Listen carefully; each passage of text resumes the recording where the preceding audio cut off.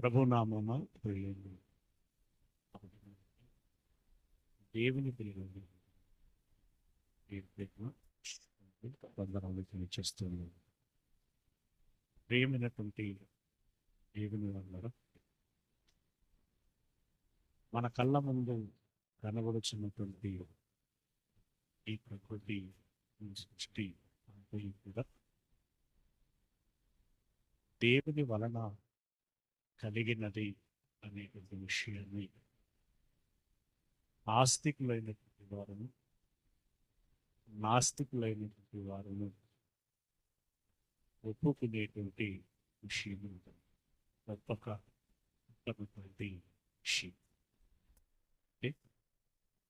ఈ ప్రకృతి కలుగుటకు మునుపే, కలగజేయుటకు మునుపే దేవునికి ఒక సంకల్పము ఉన్నది అనే విషయాన్ని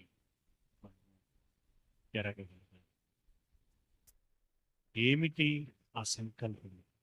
ఈరోజు ఇంత అందమైనటువంటి ఆహ్లాదకరమైనటువంటి రంగులు, రుచులు, వాసనలు కలిగినటువంటి ఈ పచ్చని ప్రకృతి మనకు ప్రసాదించడం అసలు ఏం జరిగింది? ప్రియులరా, ఇదంతా ఎందుకు కలిగింది? ఎవరి కోసము కలిగింది? ఎవరి వలన కలిగింది?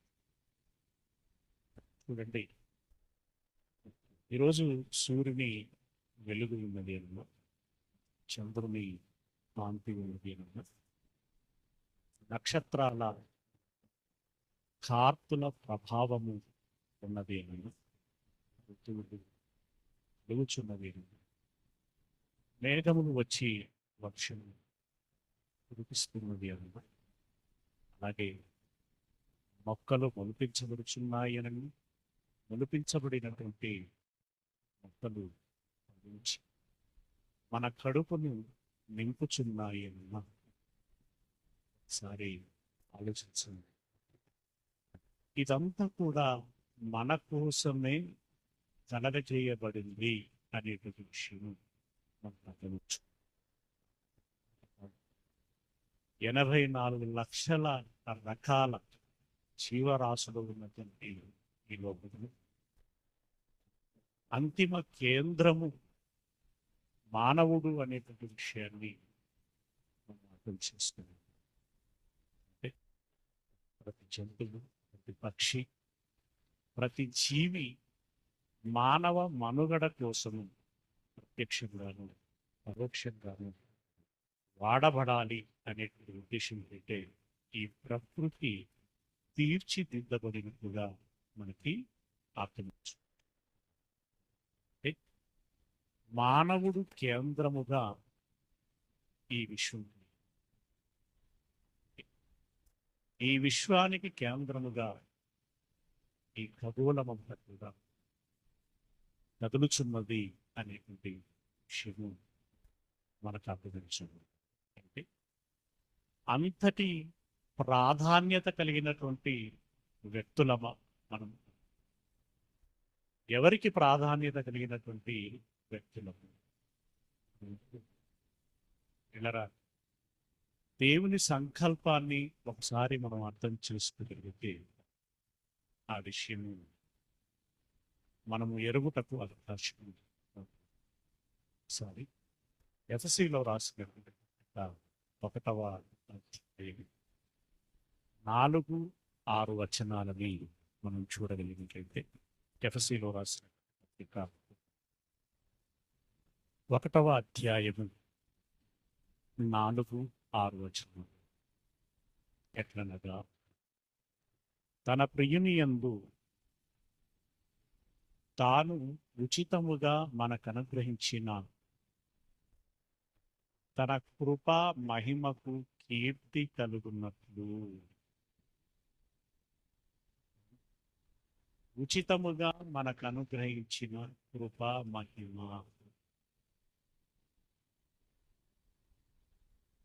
ఊపిరి ఆడటం లేదు. అంటే ఆక్సిజన్ అందుబాటులో లేదు లేదా పీల్చలేకపోతున్నాము. అప్పుడు ప్రాణం అంతా ఉక్కిరి బిక్కిరి అవుతుంది. ఇక మరణిస్తామేమో అనేటువంటి ఆందోళన మనలో నిలుపుతుంది. ఆందోళన తీరిపోవాలి, ఉక్కిరి బిక్కిరి ఉండకూడదు. జీవంతో మనము ఉండాలి అంటే దేవుడు కలగచేసినటువంటి ఆ గాలి ఎవరి దయ, ఎవరి భిక్ష, ఎవరు అనుగ్రహించారు? మనం ఎంత ఇస్తే అనుగ్రహిస్తున్నాం? హాస్పిటల్లో మాదిరిగా ఫీజులు తీసుకుంటాం. హిమాలయ శిఖరాలకి వెళ్ళేటువంటి వారు ఆక్సిజన్ సిలిండర్లు కొనుక్కొని వెళ్తారు. అలా దేవుడు మార్కెటైజేషన్ అంటే లేదు. అలాగే ఈ ఎండాకాలం ఇంకా 2 గంటలు గడిచిన తర్వాత ఎవరింటికి వారు వెళ్ళినటువంటి క్రమంలో వెళ్ళగానే ముందుగా తీసుకోవాలనిపించేది నీరు. ఆ నీరే కనుక లేకపోతే నాలుక ఉండకపోతుంది.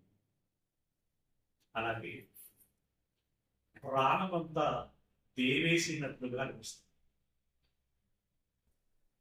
అయ్యో గ్లాసు నీళ్లు దొరికితే బాగుండు అని, కానీ గ్లాసు లేక ఆయన హిమాయత్ సాగర్ లాంటి ఎన్నో చెరువులు నిండే 10,000 లక్షల కోట్ల క్యూసెక్ల వాటర్ని ప్రసాదిస్తూ వస్తుంది. దానికి మనిషి చెల్లిస్తున్నటువంటి వెల ఎంత? ఎవరికి? వాటర్ సప్లయర్స్కి, దేవుడికి చెల్లిస్తున్న వెల.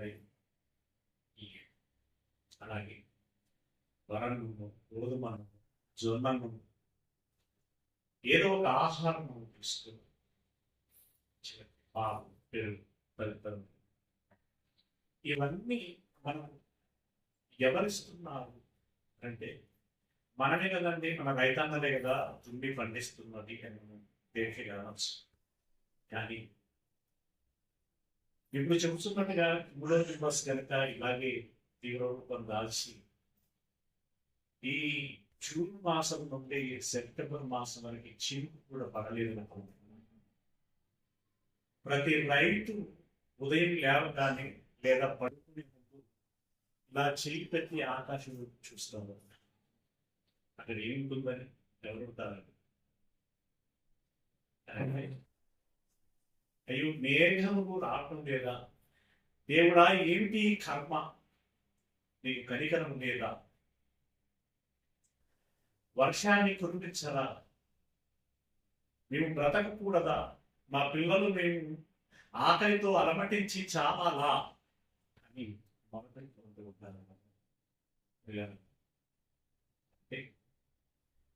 దేవుని మేఘాన్ని రప్పించాలి, చిరుకులు పండించాలి, మొక్కలు పండించాలి, పంటలు పండించాలి. మా హృదయం కడుపులను నింపాలి, హృదయం ఉల్లాసంగా. మరి ఈరోజు ఒక రోజుకి ఎంత గాలి పీలుస్తుంది, ఎంత నీరు త్రాగుతుంది, ఎంత ఆహారం రుచిస్తుంది? నువ్వు అక్కడికి అనుకో. ప్రపంచంలో ఉన్నటువంటి సుమారు 50 కోట్ల మంది మరి దీని ఛార్జ్ ఎంత అంటే అసలు ఆ ఊసే ఉండదు, ఆ ప్రసక్తే ఉండదు. Zero charge. ఎందుకు ఛార్జ్ వేయడు అంటే మనము మన పిల్లలకి పాలు పెడతాం. అన్నం పెడతాం, వస్త్రాలు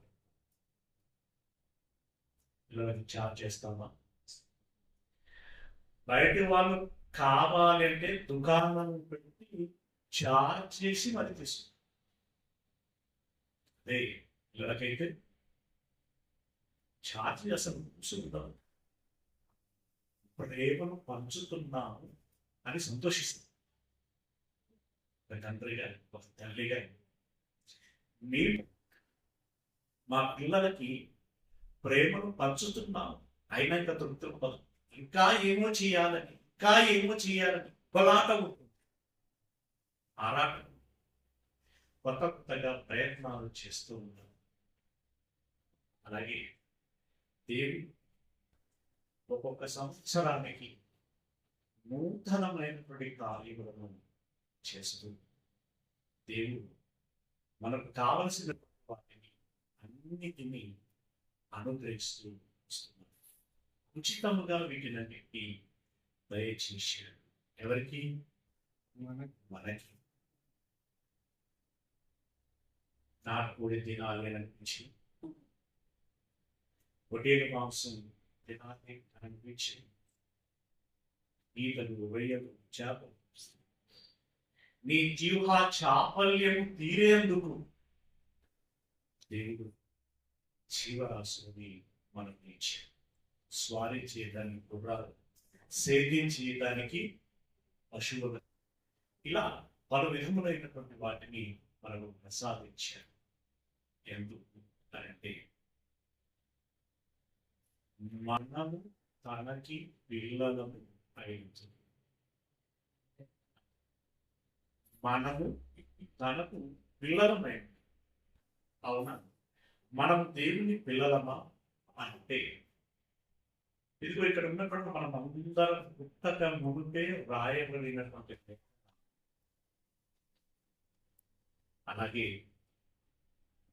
భూమి మీద లిఖితము అయినటువంటి గ్రంథాలనేటువంటివి రాక మునిపే లిఖితమై మనిషి చేతిలోనికి వచ్చినటువంటి గ్రంథం ఇది.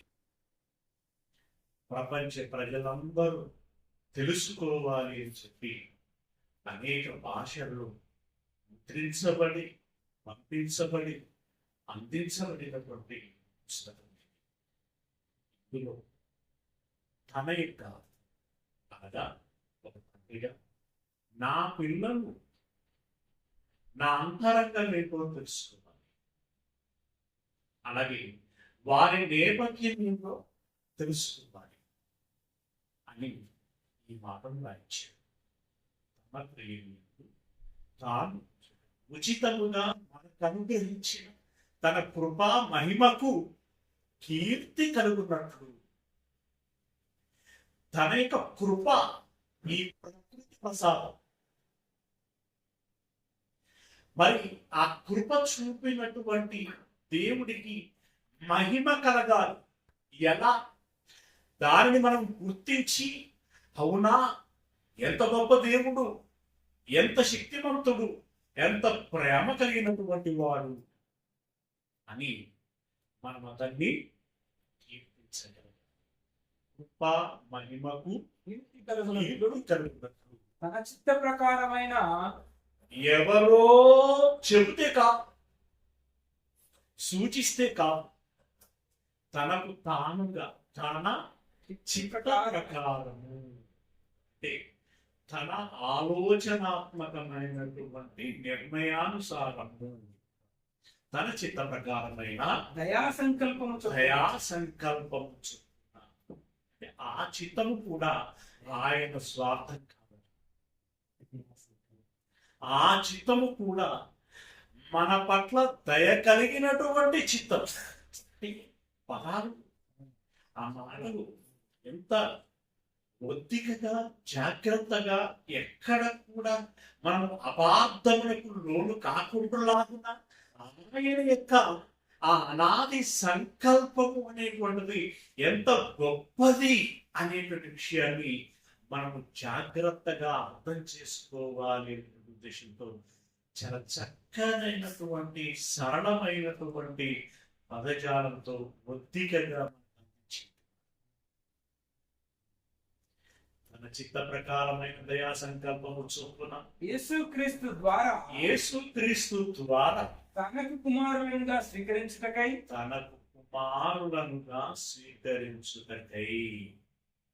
ఇక్కడ ఒక ప్రశ్న వస్తుంది. ఆయన స్వార్థం ఏమంటున్నారు?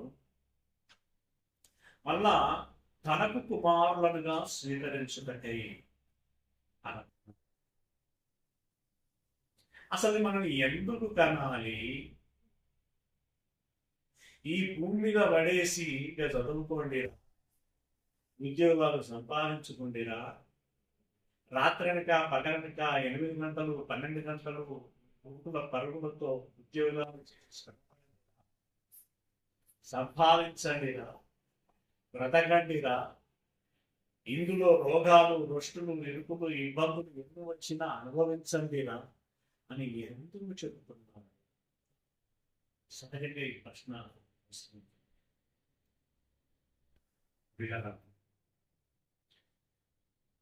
మన మధ్యలో నూతనముగా జతపరచబడినటువంటి అలాగే రాష్ట్ర వివాహమైనందుకు వారు ఆనందంగా ఉన్నారు అంటారు. ఆనందంగా ఉన్నారా? ఏమన్నా ఆరంభమైనవి?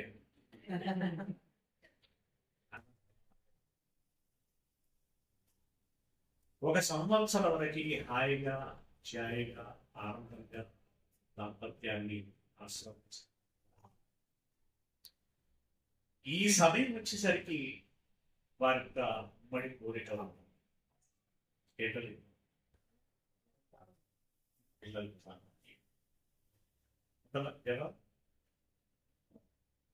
ఎదుర్కొంటుందంట. ఏంది ఇక్కడ? ఏంటి ఇక్కడ? కెమిస్ట్రీ ఏంటి? హ్యూమానిటీ ఏంటి? రిలేషన్ ఏంటి? ఏంటి? ఎందుకు ఇది కలుగుతుంది? ఈ భావన ఏంటి?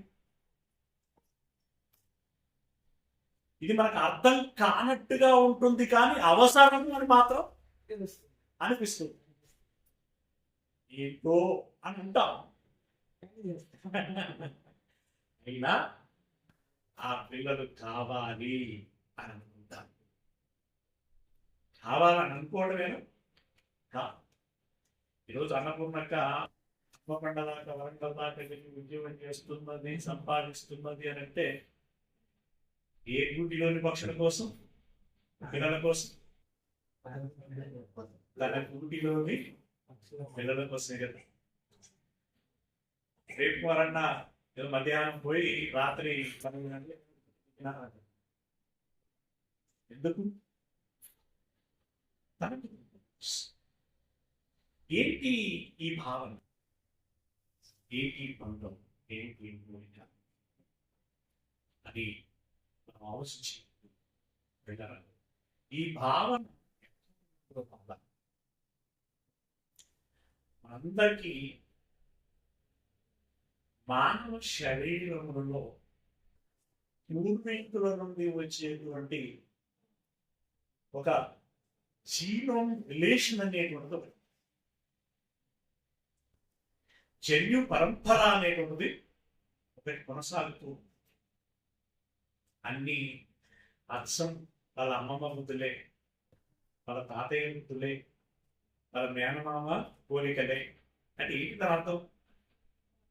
ఆ జీన్స్ అనేటువంటివి వస్తున్నాయి అంట. ఈ జీన్స్లో ఒక జీన్ ఏంటి అంటే పిల్లలు కావాలి అనేటువంటి ఆ భావన, అందుకు అవసరమయ్యేటువంటి మానవ శరీర నిర్మాణం. ఇది ఎక్కడి నుండి వచ్చింది? ఎలా వచ్చింది? ఈ మనస్సు ఎవరికి ఉంటే అంటే ఇక్కడ మనకు అర్థం వచ్చిన విషయం మొట్టమొదటగా దేవునికి ఉన్నది. ఏమున్నది అక్కడ? నాకు పిల్లలు కావాలి కనుక ఈరోజు మనం జన్మించి జవహర్ నిర్మించాడు? రాజేశ్వరి. రాజేశ్వరి లేకపోతే జవహర్ ఎటు చూసేవాడు, జవహరే లేకపోతే రాజేశ్వరి. జవహర్ ఉండాలి, రాజేశ్వర్ ఉండాలి, వారిరువురు ఒకరిని ఒకరు చూడాలి, ఇష్టపడాలి, వివాహం చేసుకోవాలి, ఆ సంకల్పాన్ని నెరవేర్చాలి అని ఆయన ఎప్పుడు అనుకున్నాడట? మనకి దేవుడు అనుకోకపోతే మనం లేము. మనకు పేరు లేదు, ఊరు లేదు, ఉనికి లేదు.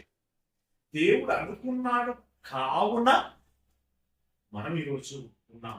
నేను అని చెప్పుకోగలుగుతాం కనుక నేను ఫలానా సో అండ్ సో అని చెప్పుకుంటాను.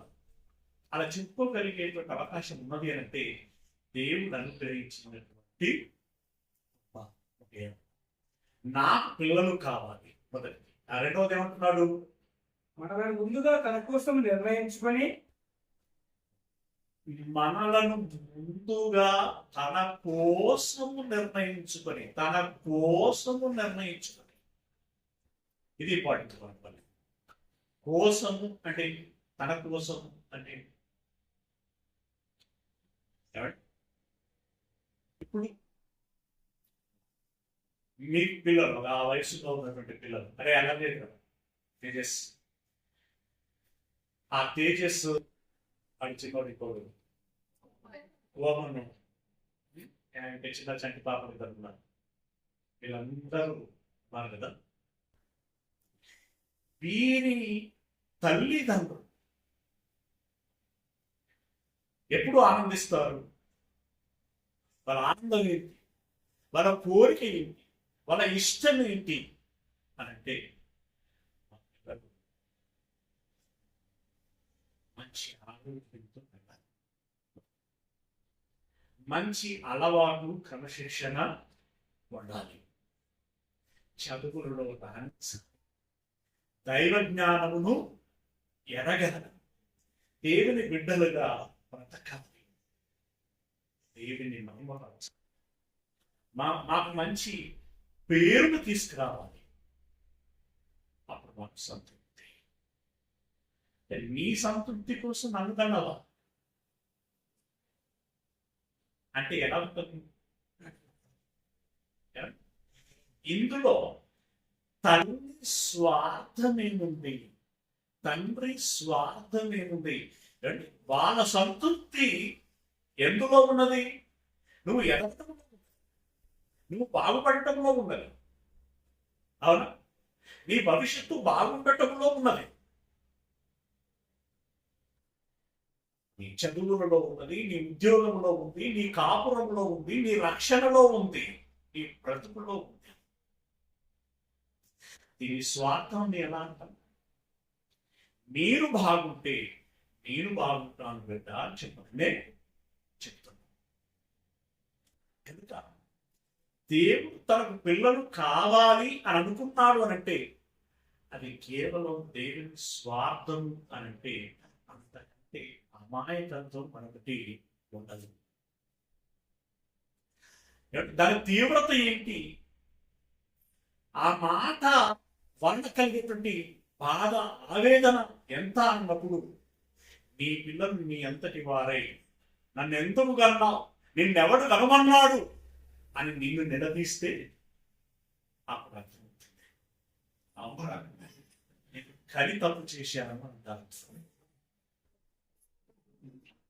అది బాధలో నుండి వచ్చేటువంటి మాట. దేవుడు తన కోసముగా వారు ఉండాలి అంటున్నారు అంటే దేవుని మనసు. ఈరోజు పిల్లలు తల్లిదండ్రులు మా నుండి ఏం కోరుకుంటున్నారు అనేటువంటి విషయం కనుక అర్థం చేసుకొని అందుకోసము ప్రయత్నించి కృషి చేసి ముందుకు సాగగలిగినట్టయితే వారి జీవితం బాగుంటుంది, తల్లిదండ్రులు సంతోషిస్తారు. అవునా? అలాగే ఇక్కడ దేవుడు నా కోసం అని అంటున్నాడు అంటే మనం ఏదో అన్నం కలిపి ఆయన నోట్లో పెడతామని కాదు. మన మీద గుడ్డ ముక్కలు ఇస్తే ఆయన ధరించుకోవాలని కాదు, ఊరు కడితే అందులో ఉండాలని కాదు. తన కోసం అంటే ఏమీ లేదండి. మన మేలు కోరిన సంకల్పము ఆయనది ఏదైతే ఉందో, ఆయన మనస్సును ఎడగాలి, ఆయన చిత్తమును తెలుసుకోవాలి, ఆ ప్రకారంగా బ్రతకాలి. అది మన కోసమే సుమా. మనం అలా బ్రతికినప్పుడు ఆయన సంతోషిస్తారు. అలాంటి వారముగా మనం ఉండాలి అనుకుంటే తన మనస్సు నెరిగి తన చిత్తాన్ని నెరవేర్చి తనని సంతోషపరిచేటువంటి వారమై ఉండాలి. ఇక మరొక మాట ఏమంటున్నాడు అంటే మనము తన ఎదుట పరిశుద్ధులము నిర్దోషులమునై ఉండాలి. పరిశుద్ధులం అంటే ఇతరులకు హాని చేసే, చేటు చేసే పని చేయకూడదు. పరిశుద్ధం అది మానసికంగా కావచ్చు, శారీరకంగా కావచ్చు. నిర్దోషులము, ఎలాంటి దోషములు కలిగినటువంటి వారమై ఉండకూడదు.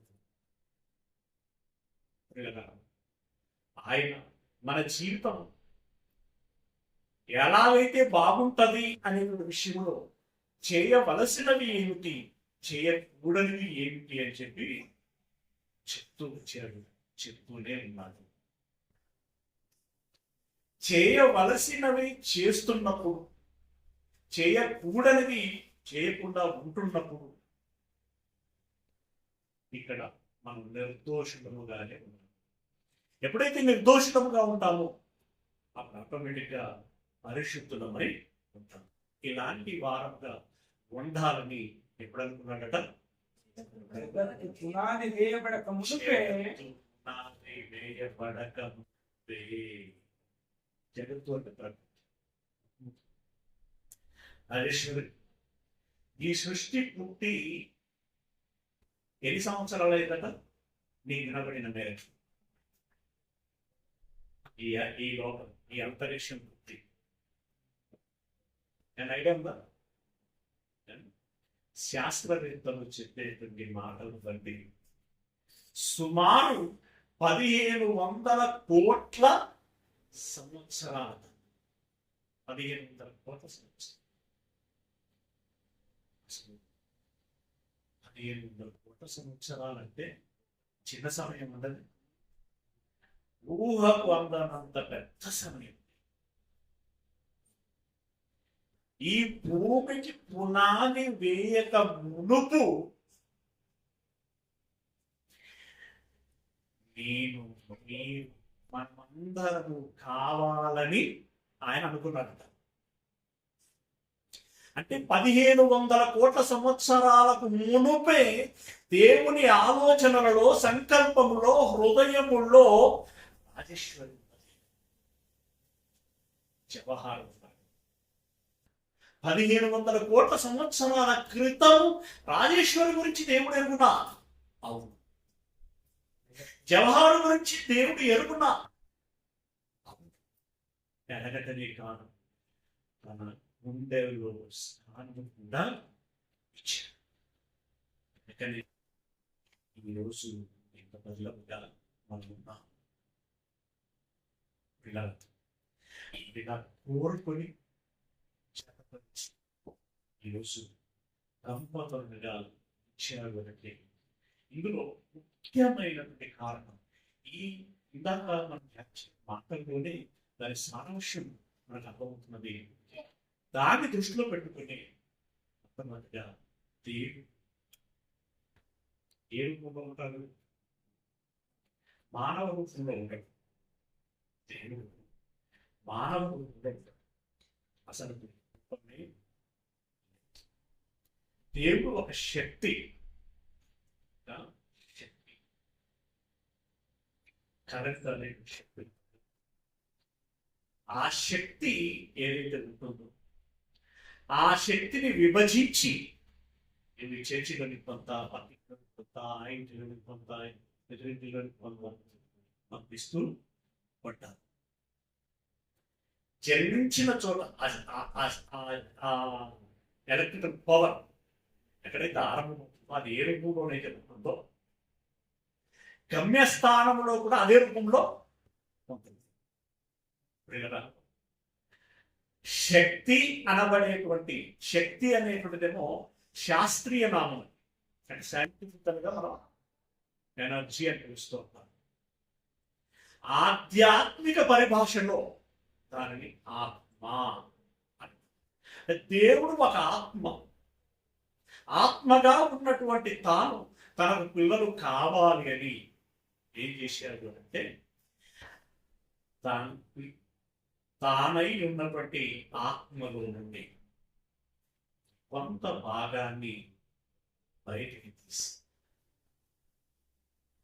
ఇదిగో మట్టితో చేయబడినటువంటి ఈ శరీరము రూపమేరుతుందో ఆ రోజని బొమ్మ అందులోనికి పంపిస్తే ఆ మట్టి బొమ్మ కాస్త చలించేటువంటి జీవము కలిగినటువంటి శరీరము అయింది.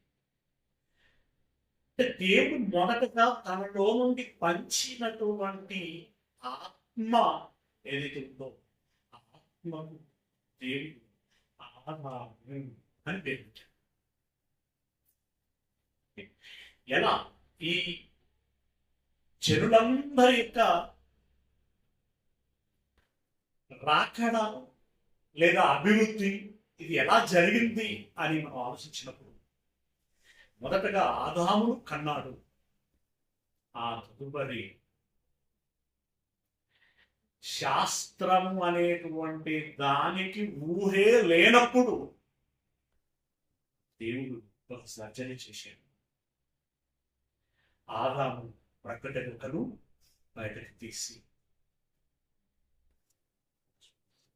ఆ జీవ కణమును క్లోనింగ్ చేసి మరొకరు తయారు చేశారు.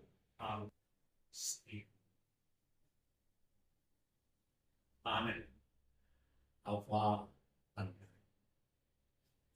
ఆదాము అవ్వలకి అంటే ఆదామును నేరుగా దేవునిలో నుండి పంచాడు. అవ్వ ఆదాములో నుండి వచ్చింది. అంటే ఆదాములో నుండి మళ్ళా ఆత్మను పంచబడినటువంటి ఆత్మకి అవ్వ అని పేరు. ఇప్పుడు వారిరువురిని ఆశీర్వదించి ఒక మాట చెప్తున్నాడు. దంపతులైనటువంటి వారికి, వివాహం చేసుకునేటువంటి వారికి, చేసుకున్నటువంటి వారికి అర్థం కావాల్సినటువంటి ముఖ్యమైనటువంటి విషయం. ఈ ఆది దంపతులని ఏమని ఆశీర్వదించాడు అని మనం చూసినట్లయితే ఆది కాండము 1వ అధ్యాయం 28వ వచనం. ఆది కాండం 1వ అధ్యాయం 28వ వచనం. దేవుడు వారిని ఆశీర్వదించాడు. దేవుడు వారిని ఆశీర్వదించాడు. ఎట్లనగా మీరు ఫలించి అభివృద్ధి పొంది విస్తరించి భూమిని నిండించి దాన్ని లోపరుచుకునుడి. ఆశీర్వదించాడు. మీరు ఫలించాలి. అభివృద్ధి ఫలించడం అంటే దాని అర్థం ఏంటంటే పిల్లలను అభివృద్ధి చెందాలి. ఎంత అభివృద్ధి చెందాలి అంటే ఈరోజు భారతదేశ జనాభా 140 కోట్ల అనుకునేంతగా.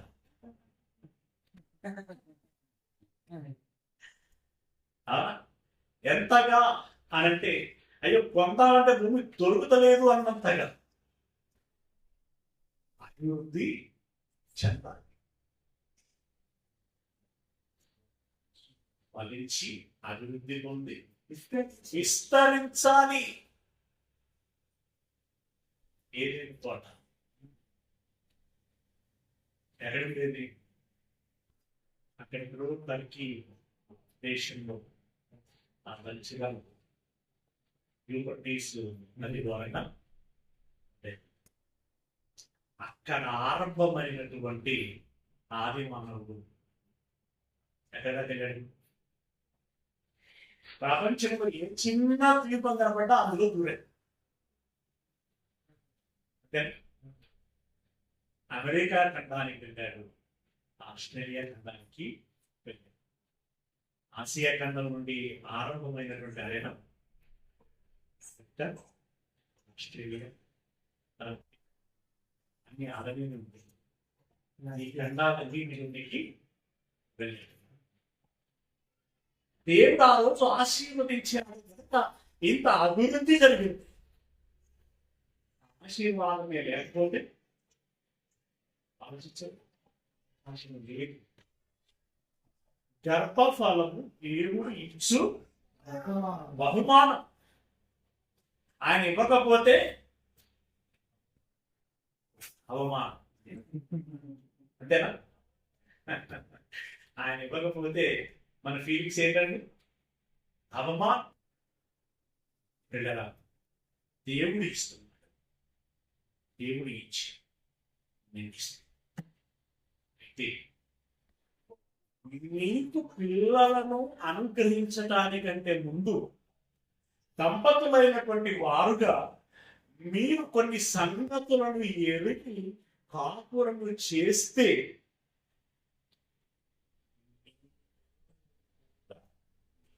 సరైనటువంటి వారు అందుతారు. మీ ఆలోచనకు అనుసరించి పెరుగుతారు.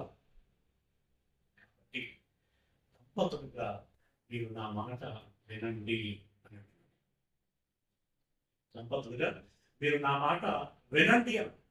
ఏమిటి ఆ మాట అంటే, ముందుగా జవహారికి చెప్తున్నాడు దేవుడు, అంటే పురుషుడికి చెప్తున్నాడు. ఏమిటి చెప్పాడు అని చూసినట్లయితే,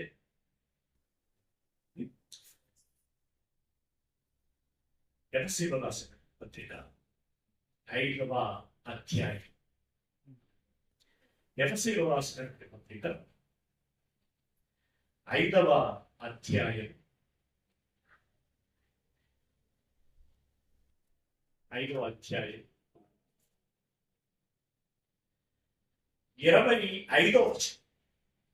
5వ అధ్యాయం 25వ వచనం.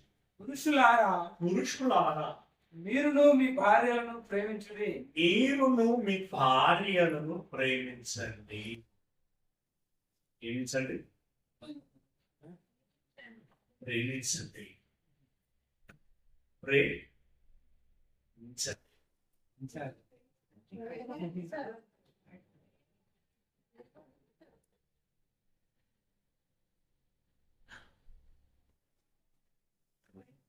ఈరోజు ఎంతగా ప్రేమిస్తున్నారంటే,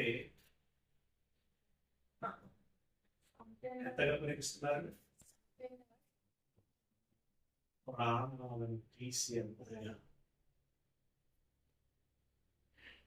ఆ ప్రేమ కోసం యాసిడ్ అయినా పోస్తారు, ఆ ప్రేమ కోసం ప్లేట్లోనైనా పోస్తారు, ఆ ప్రేమ కోసం ఏమైనా చేస్తారు.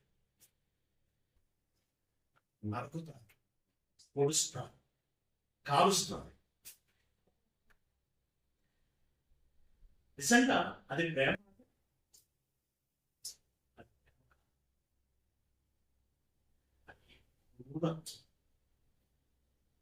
భయంకరమైన క్రూరత్వం. పశువులను మించిన, అంటే జంతువులను మించిన క్రూరత్వం అది. జంతువులు పొడుచుకున్నా, ఇంకేమైనా చేసుకున్నా, కలుసుకున్నా దానికి ఒక పర్సెప్షన్ వేరే ఉండదు. ఇక అది కూడా వెళ్ళరాదు. ప్రేమ, ప్రేమ అంటే ఏంటి? జవహర్ చెప్పి ప్రేమ అంటే అది చెప్తే నువ్వు రాజేశ్వరిని ప్రేమిస్తున్నాడు.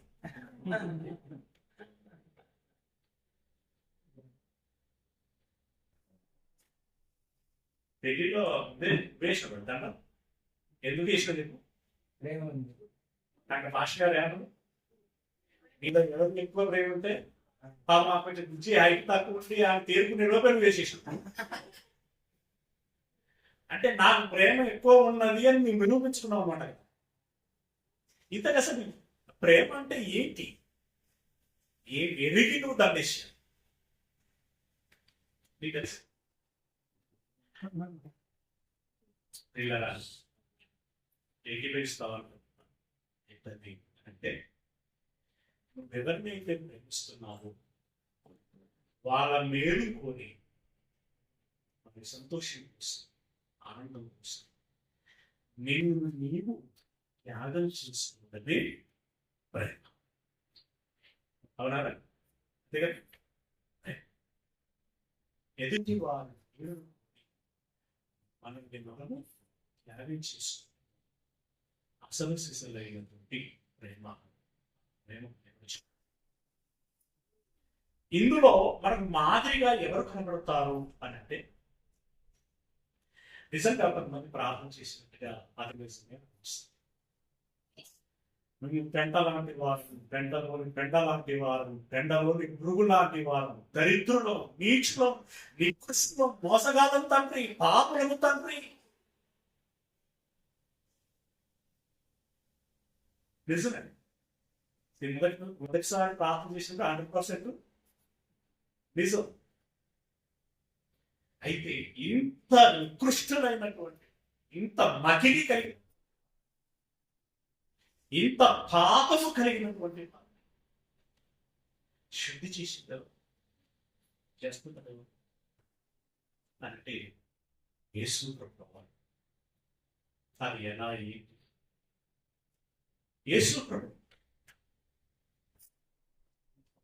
ఆ శుద్ధి కలగటానికి ఆయన ఏం చేశాడు? రక్తాన్ని దారపోశాడు. ఈ మనుషుడు ఈ సమాజములకు శుద్ధి కలగటానికి ఆయన రక్తాన్ని దారపోశాడు. యేసుక్రీస్తు రక్తము వలన మీ పాపములు కడగబడతాయి, మీ హృదయం కడగబడుతుంది, మీరు పరిశుద్ధులు అవుతారు.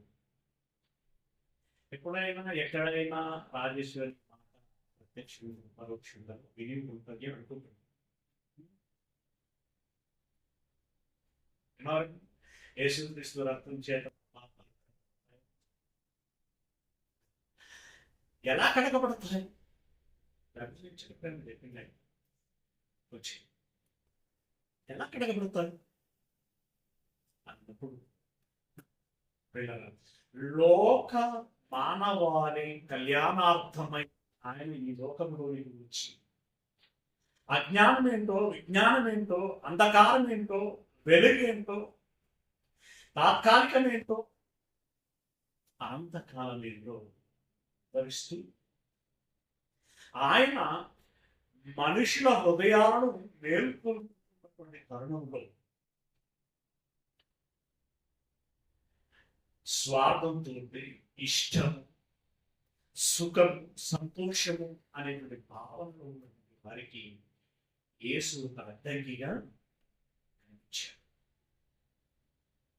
అతన్ని తొలగించాలని ఆయన నేరము చేశాడని కాదు, నేరము ఎక్కడా నిరూపించలేదు కూడా. ఇది కట్టుకథల పుట్టికి పురాణాలు కాదు. 2000 సంవత్సరాల క్రితం ప్రపంచాన్ని పరిపాలించినటువంటి రోమా చక్రవర్తుల కాలంలో పిలాతు అనేటువంటి గవర్నర్ గారు యెరూషలేము అనేటువంటి ప్రాంతాన్ని పరిపాలిస్తున్నటువంటి కాలంలో హేరోదు అనేటువంటి రాజు గలిలయను పరిపాలిస్తున్నటువంటి కాలంలో జరిగినటువంటి ఒక యథార్థమైనటువంటి సంఘటన. ఆయన ఏ నేరం చేయకపోయినప్పటికీ నేరము చేయలేదని అధికారులే కితాబిచ్చారు. కానీ మీరు పట్టుగా మరణం నుండి లేనటువంటి పరిస్థితిలో ఉన్నటువంటి వాడు నా మరణం ద్వారానైనా వీరికి కనువిప్పు కలగాలి అని వచ్చాడు. సెలవులో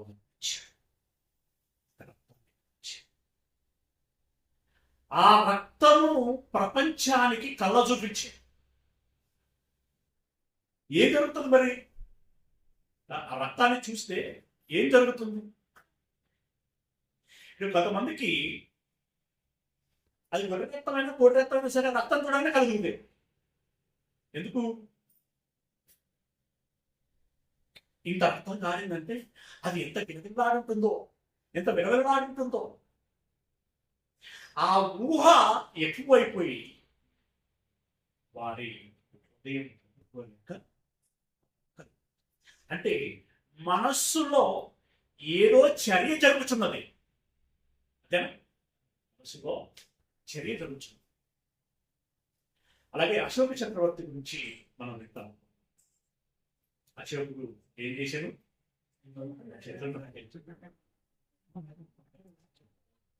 ఇది ఫేమస్.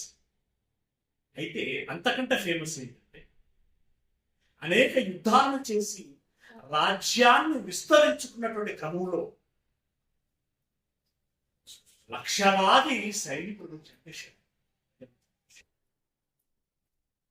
ఒకనొక యుద్ధంలో విరోచితముగా పోరాడుతున్నటువంటి తరుణములు తన చేత ఉన్నటువంటి పదునైన కత్తితో కుతుకలను తెగ నరుకుతే శవాలు కుప్పలు కుప్పలుగా పడ్డాయి. కుప్పల కింద నుండి రక్తము ఏమైంది? ఆ రక్తాన్ని కళ్ళ చూసినటువంటి ఆయనకి విరక్తి ఏమని, ఇంతమందిని చంపాను, ఇంత రక్తం కాల్చింది, ఇంతకీ ఈ వెళ్తాడు ఎందుకోసం, ఎవరి కోసం అని ఆలోచించి, అంటే రాజ్యం కోసం అధికారం కోసం ఆలోచించినప్పుడు తాత్కాలికమైనటువంటి ఈ అధికారం కోసం, ఈ రాజ్యం కోసం ఇంతమందిని చంపాలి, ఇంతమందిని చంపితే కానీ నేను సింహాసనం వేసుకోలేనా, రాజ్యం ఏలలేనా? అయితే ఇంతమందిని చంపి సంపాదించినటువంటి సింహాసనం రాజ్యము నాకు అక్కర్లేదు అని అప్పుడు ఒక తీర్మానం చేసుకొని, ఒక నిర్ణయం తీసుకొని చేతిలో ఉన్నటువంటి కత్తి అక్కడే పడేసి మరలా జీవితంలో నేను కత్తి పట్టను అని ప్రమాణం చేసుకొని ఆయన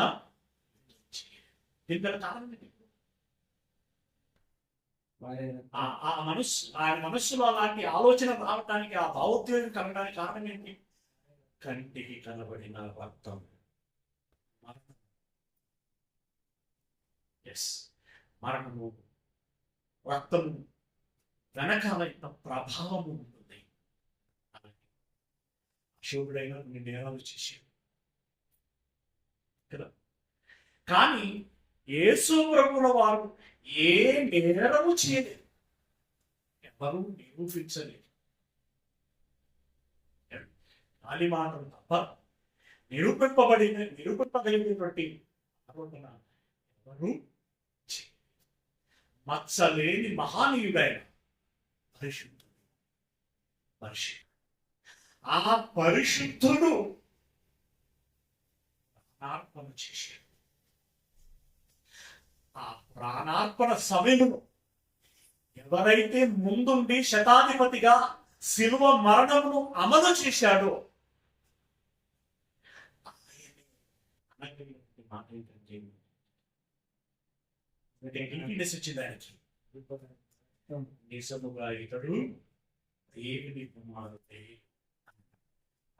నిజముగా ఇతడు దేవుని కుమారుడే. అలా ఎంతమంది అయితే యేసు మరణమునకు ప్రత్యక్షంగా పరోక్షంగా కారపడయ్యారు, సిలువ వేయండి సిలువ వేయండి అని చెప్పి కేకలు వేసిన బృందంలో ఉన్నటువంటి దగ్గర ఉండి ఎగదూసినటువంటి నెపములు మోపినటువంటి పరిసయ్యులుగా, యూదా పెద్దలుగా ఉన్నటువంటి శాస్త్రులు, యాజకులు వాళ్ళందరికీ యేసు ప్రభువుల వారు మరణించి సమాధి చేయబడి పరలోకమునకు ఆరోహణమై వెళ్ళిపోయిన తర్వాత శిష్యుల్లోని అగ్రగణ్యుడైనటువంటి పేతురు గారు చేసినటువంటి ప్రసంగాన్ని బట్టి శిలువ వేసి చంపిన వారే ప్రేమలో గొడవ పడ్డారట. కంటితో కాదు, మాటకి. తుటా కంటే తుపాకీలోని తుటా కంటే పదునైనది. ఎంత పదునైనది అంటే ఎముకలలో ఉండేటువంటి మూలుగలలోనికి చొచ్చుకుపోయేంతటిది. ఆ పొడవ పడితే వారు పడ్డారు.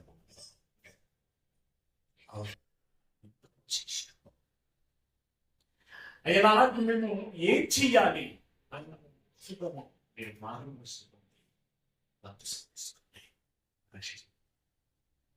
పాశ్చాత్తాపము కలిగింది. ఎవరిని బట్టి? యేసు మరణాన్ని బట్టి. యేసు వారికి కాదు. ఈరోజు ప్రపంచంలో ఆనాటి నుండి ఈనాటి వరకు ఎంతమంది క్రైస్తవులైతే వారి పేర్లు జీవ గ్రంథంలో లిఖితములు చేసుకున్నారు, వారందరూ యేసుక్రీస్తు రక్తం చేత పశ్చాత్తాపడ్డారు, మారు మనసు ఉండారు, పరిశుద్ధంగా బ్రతికారు, దేవునికి ఇష్టమైనటువంటి పిల్లలుగా కితాబులు పెట్టారు. మకిలి కలిగినటువంటి, పాపము కలిగినటువంటి, ఇందాక మనం చెప్పుకున్నటువంటి దుష్టత్వం, మూర్ఖత్వం, ఈ కల్మషం ఏదైతే ఉందో దాన్ని యేసయ్య కడిగేశాడు. దేని ద్వారా? రక్తము ద్వారా. ఈరోజు ఆ సంగతులను మనం వింటే, అంటే రక్తం ద్వారా అంటే మీకు అర్థమవుతున్నది కదా, సైనికులను చంపినప్పుడు అశోకుడు ఆ రక్తం వచ్చి ఆ రక్తం తీసుకొని అశోకుడు ఏదో తాగితే అది హృదయంలోనికి వెళితే అట్లా ఆయనకి ఏం ఆలోచన రాలా. దాని కళ్ళ చూసినందుకే బాహ్యేంద్రియముల ద్వారా అంతరింద్రియములలో చర్య జరిగింది. అలాగే యేసుక్రీస్తు చరిత్ర నువ్వు చదివినప్పుడు నీ బాహ్య నేత్రమును చూసినటువంటి చూపు ద్వారా అంతరింద్రియంలో చర్య జరుగుతుంది. లేదా నువ్వు కనీసం ఈ బాహ్యేంద్రియములలో ఒక ఇంద్రియమైనటువంటి చెవి ద్వారా నువ్వు విన్నప్పుడు అంతరింద్రియంలో చర్య జరుగుతుంది. అది పశ్చాత్తాపం. మా కోసం యేసయ్య మరణించాడా, శిక్ష అనుభవించాడా అనేది మారు మనసు బాధ కలుగుతుంది. అలా యేసయ్య సమాజం అనేటువంటి సంఘమును ఎలా శుద్ధి చేసుకున్నాడు అంటే తన ప్రాణమును త్యాగం చేయటం ద్వారా, క్రీస్తు కూడా సమర్పణ చేయటం ద్వారా యేసయ్య తన ప్రాణాన్ని పెట్టి సంఘం అనేటువంటి ఆ సమాజాన్ని శుద్ధి చేసుకున్నట్లుగా, అంటే బాగు చేసుకున్నట్లుగా, ఒక భర్తగా నీ భార్యను బాగు చేసుకోవాలి అనంటే, బాగుగా చూసుకోవాలి అనంటే, ఒకవేళ ఆలోచనలలో బలహీనంగా ఉన్నది అని అనుకున్నా, లేదా ఎదగలేదు అని అనుకున్నా, ఆమెను బాగు చేసుకోవాలి, ఎదిగింప చేసుకోవాలి. అందుకోసం ఆమె మానసిక పరిపక్వత కోసమైనా, శారీరక ఆరోగ్యము కోసమైనా నీవు ఏం చేసుకోవాలి? త్యాగము చేసుకోవాలి.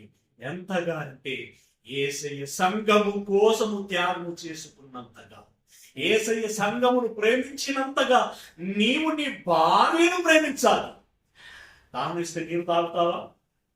ఆకలిస్తాను తింటావా? కట్టుకోవడానికి వస్త్రం కావాలనుకుంటావా? పట్టుకోవడానికి ఒక బెడ్ కావాలనుకుంటావా? ఉండటానికి గృహం కావాలనుకుంటావా? ఇలా నిన్ను నీవు ఎంతగానైతే ప్రేమించుకుంటావో నీవు కట్టుకున్న భార్యని అంతగా ప్రేమించాలి కదా. అయితే ఇక్కడ మనం ఎంతగా ఫీల్ అవ్వాలి అంటే, యేసుక్రీస్తు స్థానంలో అంత బాధ్యత నాకు ఉన్నది అన్నట్టుగా నిన్ను కంటిన్యూషన్ అటువలే అటువలే క్రీస్తు కూడా క్రీస్తు కూడా సంఘమును ప్రేమించి సంఘమును ప్రేమించి కలంకమైన కలంకమైన ముడతైనను అతిథి మరి ఏదైనాను లేక కలంకమైన ముడతైనటువంటి దాని అర్థం కలంకం అంటే ఏదో తెలియక అప్పుడు ఆలోచన చుట్టూ ఉన్నటువంటి ప్రజలను బట్టి పరిసరాలను బట్టి పుట్టి పెరిగిన నేపథ్యాలను బట్టి స్నేహితులను బట్టి కదా ఏదో ఉంటుంది. ఒకవేళ ఉంటే నువ్వు ఇట్లాంటి అనుకోలే అనుకుంటే ఏం చేయాలి పరిస్థితి. ఇప్పుడు ఇంటిలో నేల మీద అంటే ఇట్లాంటి పంటల గచ్చు మీద ఏదైనా మరక పడింది, దాన్ని చూడగానే ఇదే ఇల్లు అని అయిపోతావా? ఏం చేస్తావు? వెంటనే ఏం వాడితే అది మరక పోతుందో దాన్ని తీసుకొచ్చి అక్కడ వాడి తొలగించే ప్రయత్నం చేస్తాం. అలాగే ఈ బాల్యంలో ఏదైనా కలంకం ఉంటే చాలా ఇంపార్టెంట్. ఇక్కడ ప్రతి వ్యక్తి యొక్క అంతరంగము కాలం గడుస్తున్న కొలది మనకు తెలుస్తుంది. కొత్త ముచ్చట తెలిసినప్పుడల్లా ముసలు చిట్లించుకోము. ఏం చేయాలి? క్లీన్ చేసి ముడత అంటే ఏదో వంకర వృత్తి అంట. ఇది ఒక రాజేశ్వరికి చెప్పట్లా, స్త్రీలందరికీ చెప్తున్నట్టు. రాజేశ్వరి మనం అనుకున్న దానికంటే గొప్పదై ఉండొచ్చు, తెలియదు మనకి. జనరల్గా మాట్లాడుతుంది. కలంకమైనను మరి ఏదైనాను ఇంకేమైనాను రమేష్ నాకు అంశం చెప్పలేదు కదా, నా రోజు అనుకోకూడదు. మళ్ళా అట్టిది మరి ఏదైనాను లేక మరి ఏదైనాను లేక పరిశుద్ధమైనది గాను అంటే అలాంటి ఉరికి ఏమి లేక పరిశుద్ధమైనది గాను నిర్దోషమైనది గాను మహిమగల సంఘము గాను ఆయన తన ఎదుట దానిని నిలబెట్టుకోవాలని వాక్యముతో ఉదక స్నానము చేత పవిత్రపరచి దాన్ని పరిశుద్ధపరచుటకై దాని కొరకు తన్ను తాను అప్పగించుకొనెను.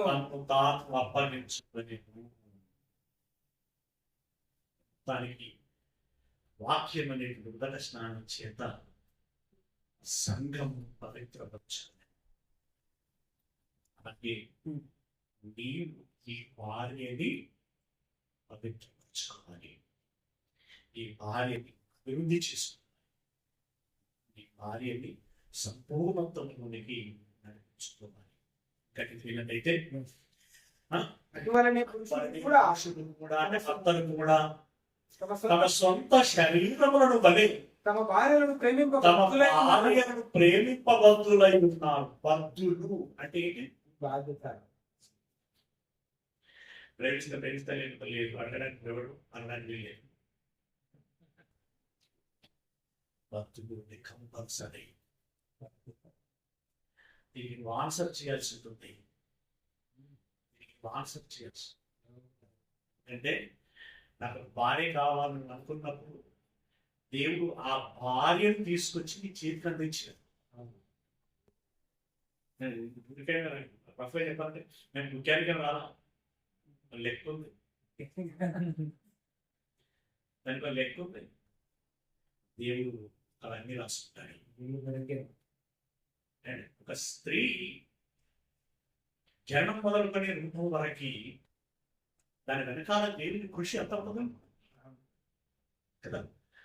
అలాంటి నిర్మాణము, అలాంటి బిడ్డను తీసుకొచ్చి నీ చేతికి అప్పగిస్తున్నాను కనుక ప్రేమింపబద్ధులై ఉన్నారు. తన భార్యను ప్రేమించువాడు తన్ను ప్రేమించుకొనుచున్నాడు. భార్యను ప్రేమించేవాడు తనను ప్రేమించుకుంటున్నాడు. తను ప్రేమించుకున్నట్టే అని ఎందుకంటున్నాడు? నీ భార్య బాగుంటే నువ్వు బాగుంటావు.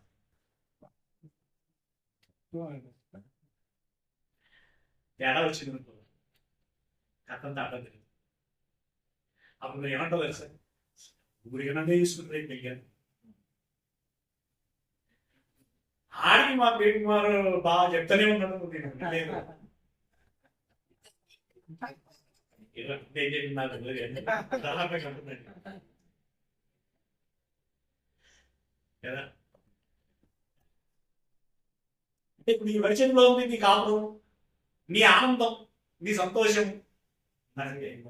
నీ చేతిలోనే ఉంది. నీ భార్యను ప్రేమించబోతున్నదై ఉన్నావు. తన శరీరం ద్వేషించాడు కానీ తన భార్యను ప్రేమించువాడు తను తాను ప్రేమించుకుంటున్నాడు. తర్వాత ఏమంటున్నాడు, తన శరీరం ద్వేషించు తన శరీరము ద్వేషించిన వాడు ఎవడునూ లేదు కానీ ప్రతి వాడును ప్రతి వాడు దానిని పోషించి సంరక్షించుకోను కదా. ఈ మాట సీజన్ లాగా తిరుగుతుంది. నా భార్య కూడా దేవుడి సింపుల్ అన్నమాట.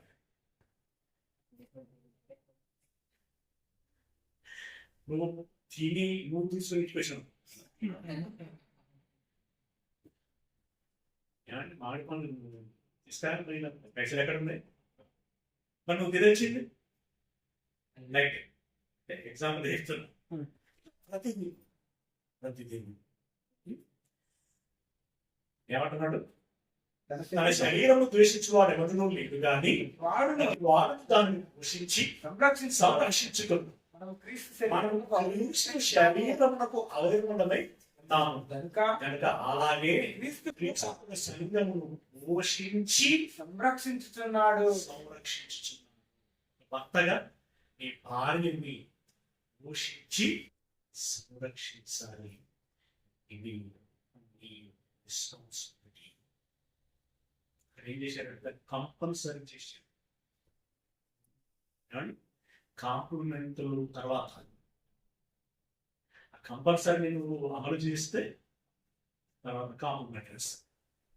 ఎలాంటి కాంప్లిమెంట్ రావాలి, ఎలాంటి కాంప్లిమెంట్ రావాలి, ఒక పేరు లాంటి కాంప్లిమెంట్, అబ్రహాము లాంటి కాంప్లిమెంట్. ఇట్లా ఎంతమంది భక్తులు మనకు మాదిరిగా కలుగుతారు. అన్నా భక్తున్నాడే ఎల్కానా ఆ భార్యతో ఏమన్నా తెలుసా, ఏమన్నా తెలుసు, నీకు 10 మంది పిల్లలు ఉంటే వాళ్ళందరికంటే నేను ఎక్కువ వాడను కానా అని అన్నాడు. అంటే 10 మంది పిల్లల్లో నువ్వు ఎంత ఆనందాన్ని వెతుక్కుంటావో అంత ఆనందాన్ని నేను నీకు ఇవ్వలేనా, ఇస్తాను అని అన్నది.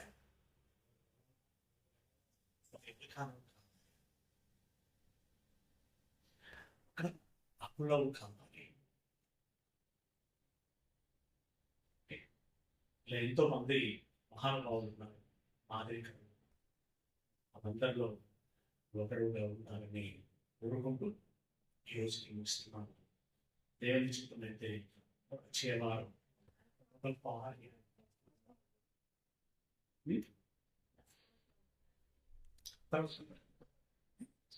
విషయాన్ని వచ్చేవారు మాట్లాడారు.